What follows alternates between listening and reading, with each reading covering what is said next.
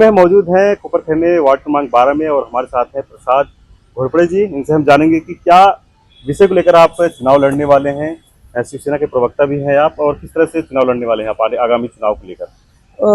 जैसे कि आपने देखा होगा कि पिछले कई सालों से मैं मेरे स्थानिक प्रभाग में काम कर रहा हूँ, कोपरखैरना रहे या तो पूरे नवी मुंबई में रहे। जैसे मैंने मेरे पहले पार्टी से मैंने काम करना चालू किया था, वो टाइम पे भी मैं जनता का काम कर रहा था।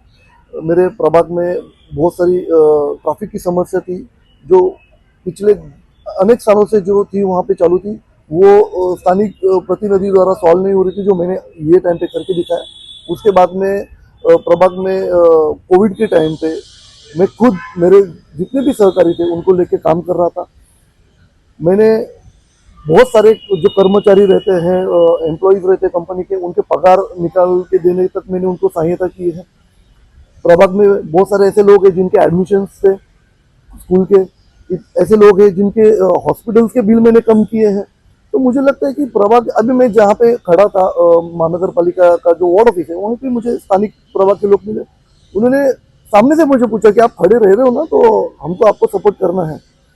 तो ये मुझे लगता है कि ये मेरी जीत की जो ये है कठिनाइयाँ वो कम हो रही है। तो किस तरह से चुनाव लड़ेंगे आप? जैसे कब बताया जा रहा है कि पैनल होने वाला है, पैनल सिस्टम में, तो आपका जो वार्ड क्रमांक 12 है किस तरह से देखते हैं, जहाँ की पब्लिक किससे ज्यादा अफेक्शन है? देखिए, मुझे ये लगता है कि आपका जो लोक प्रतिनिधि होना चाहिए वो आपको 24/7 अवेलेबल होना चाहिए, वो कार्यक्षम होना चाहिए। सिर्फ वो नाम के लिए बड़ा है या वो किसी पद पे है या वो किसी फैमिली से बिलोंग करता है इसलिए आप उसको चुन के नहीं दे सकते। आपका लोक प्रतिनिधि ऐसा होना चाहिए। आप अगर उसको कॉल करते हो तो वो एक कॉल में आपका फोन उठा के आपकी जो समस्या है वो जान के वो सॉल्व करना चाहिए, उसके लिए वो उसने प्रयत्न करने चाहिए। तो लोगों को भी मेरा आह्वान है कि आप एक ऐसा युवा प्रतिनिधि आप चुन के दीजिए जो आपके लिए 24 घंटा अवेलेबल रहे।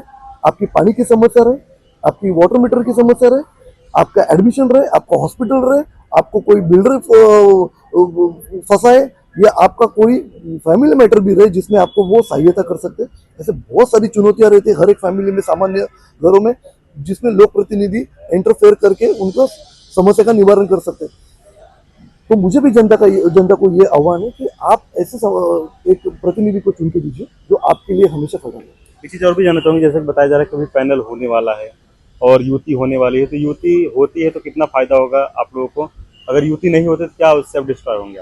देखिए, मुझे ऐसा लगता है कि ये जो चुनाव है ये एमएलए एमपी के नहीं है, ये जो कार्यकर्ता का चुनाव है और हर कार्यकर्ता अपने किए हुए काम पे चुन के आता है। तो पार्टी जो है उसमें कम मायने रखता है, स्थानिक लोगों के लिए अपना जो प्रतिनिधि रहता है उसने क्या काम किया है ये बहुत इंपॉर्टेंट रहता है, उसको देख के लोग वोट करते हैं। तो युति होना या युति ना होना ये मुझे लगता है कि इतनी बड़ी समस्या नहीं है हर कोई प्रतिनिधि के लिए। जो आपने काम किया है वो जनता के सामने लेके जाओ और उसके ऊपर जनता आपको चुन के देगी। तो एक आखिरी सवाल है, जो जनता को क्या कहना चाहेंगे, लास्ट मैसेज क्या देंगे आगामी चुनाव को लेकर? जनता को मैं यही कहना चाहूँगा कि बहुत सारे जो आपने कॉरपोरेटर आज तक चुन के दिए हैं, 2015 में जो चुनाव हुआ था उसके बाद में 11 साल के बाद में ये चुनाव होने जा रहा है। तो आपका एक वोट जो है वो बहुमूल्य है, वो वोट उसी आदमी को दीजिए जो आपका प्रभाग जो है वो बदल सकता है। आपके लिए कोई भी स्टेज पे जाके वो आपके लिए लड़ सकता है। कोई ऐसे आदमी को मत आप वोट दीजिए जो कि आपके साथ सिर्फ मीठी बातें करे, आपको सिर्फ टाइम पे ही आपको याद करे। जो आपका काम कर सकता है, जिसने काम किया हुआ है, उसका पूरा बैकग्राउंड चेक कीजिए, उसके बाद में आप उसको वोट कीजिए। और दूसरी चीज, हर प्रभाग में मैं ये चाहता हूँ कि वो बदलाव होते रहे। आप वही कॉर्पोरेटर को चुन के देंगे तो मुझे ऐसा लगता है कि उनको वो आदत पड़ जाती है कि जनता जो है वो हमने खरीद के रखा है। तो आप कॉर्पोरेटर चेंज कीजिए, तब जाके आपको जो बदल है प्रभाग का वो दिखाई देगा। एक चीज और भी जानना चाहेंगे, एक युवा होने के नाते युवाओं के लिए क्या समस्या लेकर आप उभरेंगे और क्या मुद्दे लेकर आप चुनाव में करेंगे? ये बहुत बड़ी बात है। ये हर कॉर्पोरेटर देखिए वो उसको गटर मीटर वाटर लेके बैठता है, और मुझे ऐसा लगता है कि आपका कॉर्पोरेटर जो है वो एमएलए जैसा काम करना चाहिए। उसका काम ये है कि प्रभाग में जितने भी तरुण है, जो युवा है, उनको रोजगार, उनका नौकरी का आप एक फोन करके पार्टी से सहायता ले सकते हुए उनको, हमारे पास वहाँ पे एमआईडीसी है, यहाँ पे इतनी बड़ी बड़ी कंपनियां फैक्ट्रीज है, आप आपके एक फोन से उनको नौकरी भी लग सकती है। लेकिन दुर्भाग्यवश ये नहीं होता है। जो कॉर्पोरेटर है उनको ये काम नहीं करना है, क्योंकि उनको इसमें बहुत बड़ी मेहनत लगती है और उनका उतना नाम भी नहीं होता कि वो MIDC में उनका कोई फोन उठाए।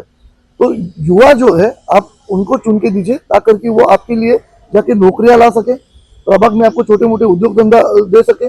और मैं खुद ये बोलता हूँ कि मैंने खुद ये किया है और मेरा खुद का एक्सपीरियंस ये बताता है, इसलिए मैं आपको ये सब लोगों को जो आह्वान ये कर रहा हूँ। बहुत बहुत धन्यवाद हमारे साथ जुड़े रहने के लिए। जैसा कि आपको बताना चाहिए कि आगामी चुनाव को लेकर उम्मीदवार प्रसाद घोरपड़े हमारे साथ थे। उनका मानना है कि गटर मीटर के साथ वो युवाओं के मुद्दों को लेकर भी चुनाव में उतरेंगे। अब देखना ये होगा कि आगामी चुनाव में किस तरह से इनको प्रतिसाद मिलता है। रुस्तम कनौजी के साथ पंकज यूनिवर्सिटी की रिपोर्ट, आवाज टुडे, नवीन भाई।